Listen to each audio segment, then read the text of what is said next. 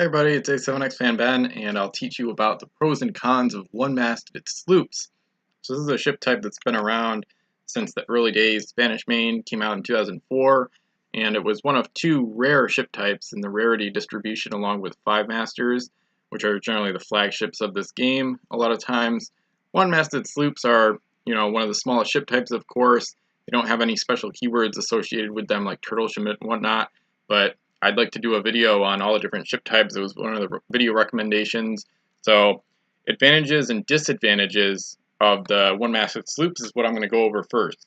So the pros are they're usually cheap. Like most small ships, they come in at less than 10 points a lot of times. They're maneuverable and present a small target. This isn't really that great of a pro, but they are a little bit harder to hit. A lot of them do have decent base moves. Sometimes they're very fast. And as we're going to see when I get into the specific miniatures, a lot of them are, or at least some of them are great gold runners. So some of them have high base moves and good cargo holds. So the cons, though, they outweigh the pros. In this case, they're overpriced. So most of them should cost probably 5 points or less. And a lot of them are in the 6 to 10 point range, which is not much less. And sometimes it's more than you can get for a 2 or 3 master, which can be a better ship. And a lot of times you're better off kind of avoiding one-masted sloops. A lot of them aren't that great. They're disabled by one ram, so this is kind of the infamous con that God Mason has talked about numerous times on the Pirate CSG podcast. So with ram damage, you only have to roll higher than the number of masts the ship has left. So if one master never has more than one, you only have to roll a 2 or higher. So you have like an 83% chance basically of dismantling the ship with a single ram attempt, which is a serious con and a big disadvantage of one-masted ships in general, sloops included. And there's a severe reverse power creep, as we'll see. I've sorted it by name, so I could go through, so I wouldn't see the duplicates at different points in the database on miniature trading. But basically, they started off pretty good, as we'll see. Spanish Main, Crimson Coast, Revolution, there were some really good one-masters, including some of the best ships in the game.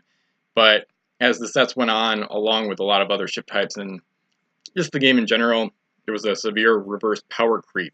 So they got a lot worse. They got slower and more expensive. So I've sorted alphabetically in the miniature trading database. So we can just go through some of these here pretty quickly. Ahura Mazda from Frozen North. This one has +2 gold ability, but only 1 cargo. So it doesn't really work. It doesn't work as a gold factory ship either because it only has a base move of L. And to get that to L+S so you can move away and redock to get the gold bonus, you need a helmsman, but then it would take up the cargo space. So it's just an illogical ship. Not horrible compared to some of these other ones. And so I'm keeping it to one-masted sloops. I'll talk about one-masted galleys in another video, probably, or just galleys in general. And I do have a video on turtle ships, so you can check that out. I'll try to put a link to it or put it at the end of the video as one of the suggestions. And I'm making a playlist out of this too, so there's going to be more of these videos coming. And comment below if you want to see more. The Arrogant has a defensive ability. This is another problem. This is another disadvantage of one-masted sloops, is that they often have defensive abilities that barely help them because you can just ram them out of commission. So the Arrogant has the same awesome ability as the legendary El Corazado and the Constitution, but you can easily bypass it by rolling a 2 or higher on a ram attempt. So then the defense ability is all for naught. So this one's not too bad though, but part of the other problem and another disadvantage, another con, is that they're not good gunships. So you only get 1 cannon, which is not good for almost any price unless it was only like 3 points and you could do a captain. So the Arrogant, for example, to really optimize this ship, you need a captain for the 2S cannon to make it a true like gunship. But then the base move is only S+S, which isn't really fast enough to catch other ships, especially because the cannon is S range. So you need a helmsman as well. So then you're at 10 points for a 1-master moving SSS, shooting a 2S cannon. So for 10 points, that's not a very good deal. You can get a really good gold runner for that. You can get a support gunship maybe for that. Or you could get a captain helmsman ×2 on a couple other ships to make them hybrids, for example. So it's not a very good deal. So using them as support gunships is not highly recommended. If you're going to use a smaller ship as a support gunship, a 2-master is a lot of times as small as you want to go. Turtle ships with good abilities can work, but oftentimes, gunships with less than 2 masts are just not going to work. So the Bandito is decent. This one has base move of SSS with no cargo, since she gets a couple coins, comes back at S+S. Solid. And she's in my American Pirate fleet, a fleet that's done really well. The Banshee's Cry is the best ship in the game, so this is one of the good ones from the first 3 sets, back when one-masted sloops were fast and not horribly priced. So, well, this one is horribly priced, but horribly underpriced. So 3 points gets you 4 cargo and LL move. Basically the best ship in the game, pretty much hands down. So there's that. The Barnacle is decent, but once again we have a defensive ability. L range cannons can't hit the ship. L immunity, jacking up the cost. Without that, it would probably be like a 6 or 7 point ship, or at least it should be. I think it could be anyway because it's not really worth more than that. This ability hardly does anything for the ship. It might help a tiny bit, but hardly at all. It's just about negligible. So for that speed and that cargo, it's not a horrible ship, but there's way better options, and the Banshee's Cry is the same faction, for example. So, and then for sloops, Bosun's Bane is okay, and once again, 10 points, defensive ability, but you're not getting a lot of value. So you'd put a captain aboard, you got 13 points. So this is like the Arrogant, but worse, arguably, because it can't repair, and then you're paying more for almost the same thing. So it's a support gunship that's way overcosted, defensive ability that's probably not going to help her at all. So not too good. Same ability is on the Calchas. This one is even worse. It's got a slower base move for just 1 less point. So the Calchas is not a very good one either. And the Chesapeake is okay as a support gunship, but once again, you don't want to spend 10 points with a captain on a ship like that. So even the Americans have better options. I'm thinking even the Rattlesnake with like a captain and helmsman as a hybrid would be a better option than the Chesapeake with a captain. So the 2L gun is good, and you got a crew killing ability, but it should be no more than like 3, 4, or 5 points to be usable. The Coral is actually a pretty good one. This one's from Revolution as well. Can't be shot at while docked. Good base move, good cargo, good cannon. So for 7 points, this one is costed about right. She could be like 5 or 6, but the Coral is actually a pretty good sloop, and most of them, as we'll see, as we'll continue to see here, a lot of them aren't so good. El Hombre, just kind of meh, similar to the Bandito. El Raton, some of them are unique because they're super cheap, so we'll see those here. This one's only 2 points, El Raton. Can't carry crew, so you basically get a coin, and that's it. But you could do a flotilla as well, but I'd rather have the Algeciras for that. The Fallen Angel is a good flotilla tug for the Cursed, but once again, this one's almost a carbon copy of the Bosun's Bane. It's a tiny bit better, but similar defense ability, just ram it out of commission, and your opponent probably wasted 10 points, possibly. It's a decent flotilla tug, though. The Fallen Angel is a ship I like for the Cursed. The Fancy is decent. She's got good speed, just enough cargo for a captain and maybe a coin, and then she's got the sniping ability, which is fun. The Fancy's not great, but she is a fun ship to use. Fantasia is the Mickey Mouse ship of the game. She's got the cheerleader ability. Most of the ones we'll see coming up are more expensive, so the Fantasia is actually decent for a cheerleader, but as those ships go, they're pretty much always overpriced as well. But if you're a Disney fan, you'll enjoy getting that one. So the Halcon, both versions of this one from Rise of the Fiends are pretty meh. Nothing too exciting there. Went over those on the Pirate CSG podcast. The Harlequin is okay, but not too great. Chesapeake is probably slightly better, but Harlequin is not a terrible option for the Americans, but once again, even they have better ships. So the Hessian I find really interesting. I will say I do like this one a lot. So this one has the cancel ability built in, one of the best abilities in the game. It got 4 cargo and a 2S cannon. So with the captain and helmsman, this can turn into a pretty nasty one-master. I'm going to make a thread at some time about this one, actually. And then you'd have 2 cargo left open. You'd have a kind of an interesting gunship that can defend itself with canceling. So not a great ship by any means, but a pretty interesting option for campaign games where you can afford a ship like this. And you could use it as a defensive gold runner in any size game too. Just put a helmsman aboard, and then you've got the canceling, which won't prevent the ram damage or L-range guns, but it's still one of the better one-masters in the game. I think Hessian is kind of underrated and kind of a gem, I guess, in the American collection. HMS Adventure, nothing too exciting there. The Albion, one of the originals from Spanish Main, very boring. It's just not really anything you can do with a ship like that. HMS Bletchley, once again, defensive ability jacks up the cost to an unplayable level, basically. So if the Bletchley had 4 cargo, she'd be like, at least you could consider her, but with 1, it's silly. HMS Discovery does have good speed. She's okay overall. Once again, I think 5 points would have been fine, but a decent flotilla tug, I suppose. HMS Europa is kind of interesting. She's got extra action built in. That's way better on HMS Titan, for example. For only about double the cost, you get about 50 times more value. HMS Titan's 17 points, so only just a tiny bit more than twice as much. But Europa is kind of cool as a unique ship in that regard. The Greyhound, great speed, so another decent flotilla tug. A lot of these make decent flotilla tugs, and one thing with flotillas is their cannon ranges are they have extended range, so you can shoot past the sides of a sloop. Versus if you tow a flotilla with a wider ship, a lot of times the flotilla's guns won't be in ranges as effectively. So you can't shoot through. The flotilla can shoot through its own bulk, but you can't shoot through the ship that's towing the flotilla. So in that case, one-masted sloops are pretty good for flotilla tugs. You just got to watch out for ramming, because once the one-master loses the mast, the flotilla is basically dead in the water. So the durability becomes an issue. But HMS Greyhound, not too bad. Kind of a weird, kind of niche fort wrecker. HMS Lizard, nothing exciting there. HMS Minerva is quite mediocre. Trying to stick to the sloops here. HMS Snipe is not very good.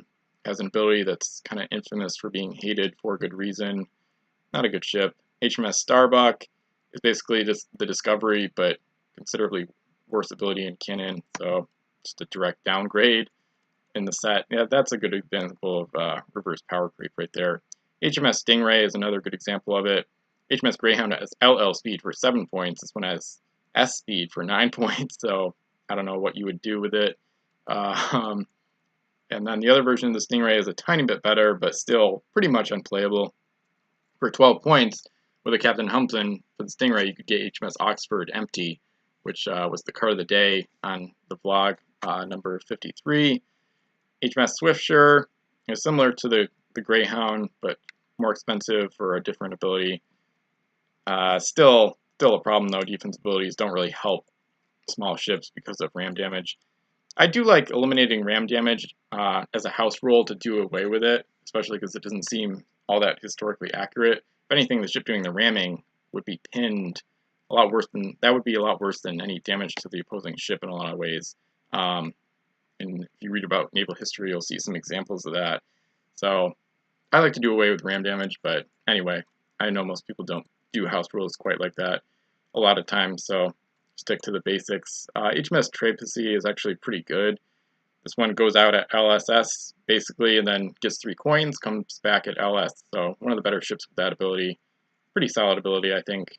Most of the ships that have it are reasonably cheap and can be used as empty gold runners. HMS Tweed is bad. Reminds me of the Bletchley and Minerva. The English got a lot of these one-masted sloops that just have bad... they have good abilities and good cannons, but the cargo, speed, and cost make them pretty much unplayable. The Hanuwiki is actually decent. Got good speed, or decent speed, good cargo, solid cannon, and a decent ability to help avoid Sargasso Seas in this case, so you don't get stuck. So a decent gold runner from Savage Shores there for the English. The Jukes is good as well for the French. Jolly Mon is the cheapest ship in the game at just 1 point. She's not useful for very much other than carrying your +5 0 limit ransom crew, or maybe a really cheap flotilla tug. But kind of cool as the cheapest ship in the game. And that's supposedly the ship that Jack Sparrow sailed in on in the beginning of Curse of the Black Pearl. So a little fun Pirates of the Caribbean tidbit. So I don't know if it was Wolf, somebody talked about how Pirates CSG fans probably know more about how the ship is called the Jolly Mon than Pirates of the Caribbean fans, because it's not common knowledge that's out there. The Argus for the French, again, 10 points for a defensive ability on a one-master. You're probably going to be wasting all 10 points when when you get rammed. So the Artesian is actually fantastic. This is one of those really good gold runners I was talking about. So you get SSS speed, 4 cargo, great points, so a good deal. The Bone Marine is better, which we'll see in a moment, but Artesian, a very good gold runner, no doubt about it. The Argentee here is another cheerleader ship, so that cheerleading ability is friendly ships when S of the ship get +1 of their cannon rolls, so decent in huge games, but really overpriced here. So those are kind of infamous as some of the worst ships ever released, actually, and we'll see more of them, unfortunately. La Ebro is not too bad, but just kind of boring. Could have been like 4 or 5 points. La Repulsa kind of has the reverse cheerleader ability, which is even worse. So La Repulsa is one of the worst one masters in the game. She was actually one of my first 4 ships, so I'm kind of have a sentimental connection, but the ship is not good at all. So La Rosario is okay, great speed, and otherwise it's decent as well. So Rosario is not too bad. And then Lagarto is not too good either. So going to the second page, Le Bone Marine, this is one of the best gold runners in the game. SL speed, 4 cargo for 6 points. Built-in explorer, so you don't need any crew. Maybe a helmsman, but one of the better gold runners in the game. Le Coeur du Lion is definitely a good one as well. Only 2 points, 3 cargo, SS move, 2L cannon. This one is good for crew operations around the home island and being kind of like a tugboat. And maybe as an empty gold runner as well. Lake Colibri is awful. The Peak is great. This one has SSSB, 3 cargo. You're noticing the French, I call them the French trio of super runners. So the Artesian, Bone Marine, and Le Peak make up the French trio of one-masted sloops that are very good. All from Crimson Coast and Revolution, by the way. The Peak is sometimes used as kind of like a sniping support gunship, but I like her as an empty gold runner better. Le Rocheport, pretty meh. Le Solitaire, maybe the worst ship in the game. 17 points for 1 cargo, L move, 5L cannon, cheerleading ability. Just atrocious. The Lizard is pretty good, kind of like a more expensive version of the Coeur du Lion, but still a pretty solid ship overall. The Lightning is okay, not too exciting, but she's not bad. She's got the schooner keyword built in. The Lizard is another American one master, just like the Hessian with the canceling ability built in. I like the Hessian better because she has enough cargo to be kind of like a hybrid or like a defensive gold runner of sorts, but the Lizard and the Hessian give the Americans some extra cancelers in big games, which is nice, and which they utilized in Vassal Campaign Game 3. The Lizard Sting is okay. This one is maybe appropriately costed. She's got a nice defensive ability, but at least she's not like 9 or 10 points like a lot of the other ones with the defensive abilities, and everything else is pretty good. So Lizard Sting is a pretty good cursed, I guess you could say multi-purpose ship. I'd probably use it as a gold runner, but anyway. The Lynx is okay, not a bad ship. Magdalena is okay as well. So a lot of them are just kind of meh, and then there's certain ones like the Mermaid, for example, which stand out. So LL speed, 1 cargo for only 2 points. So either an empty gold runner or a flotilla tug. And then the Marianne, I think, is slightly underrated, but I mean, she's not like good or anything. So nice, pretty ship like most of the French ships are. Needle is not. Sloop, Newport is terrible. Went over that in the Fire and Steel podcast. Pestilence is kind of cool at first glance, but unless you're going to cop the ability to a larger ship, like a 10-master, Pestilence isn't really worth using for the most part. Queen of Cups is like a slower version of the Chesapeake, the American ship, so not too exciting there. The Rover is quite good. I've used this one a lot. This one's a classic point filler in pirate fleets. 2 points, 2 cargo, SL speed, and with the ability, you're probably only going to pick up 1 coin, but you could also use it as kind of a crew tug, or for cheap crew, or maybe a flotilla tug. The Rover is just kind of a nice little auxiliary ship to add at the end of your small, like a 40-point fleet, just to fill out the points. Samidi's Curse is pretty bad, other than the speed, which doesn't really redeem the cost. I think she could be 5 points. San Leandro, once again, L immunity, and way too pricey. Santa Lucia, not too good as a home island raider. Be a lot better with better speed. Santa Teresa is too expensive as well. L immunity seems to be the crux or the crutch of some of these one masters. The scepter has the cheerleading ability. She's one of the better cheerleaders because she has a reasonable cost compared to some of the other ones. Decent cargo and very quick speed. So the scepter is actually decent for cheerlead as far as the cheerleaders of this game go. The sea lizard is okay, and that's almost it. Smiling Jim is not too exciting, kind of like the Bosun's Bane and Fallen Angel, but a tiny bit cheaper.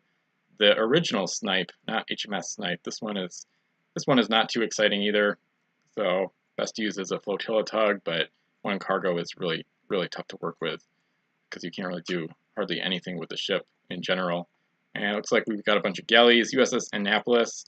So this one is kind of like a poor man's version of the Bone Marine. She has exploring built in, but lower speed for the same cost, but still one of the better American gold runners out there. USS Destiny is similar to some of the other French one masters, but not too exciting. USS Plymouth Rock is just like HMS Snipe, but a tiny bit worse. The Seminole is another cheerleader, so better in huge games, but best be shying away other than that. The Weasel, both versions of the Weasel are really bad, especially the original rare version from Rise of the Fiends.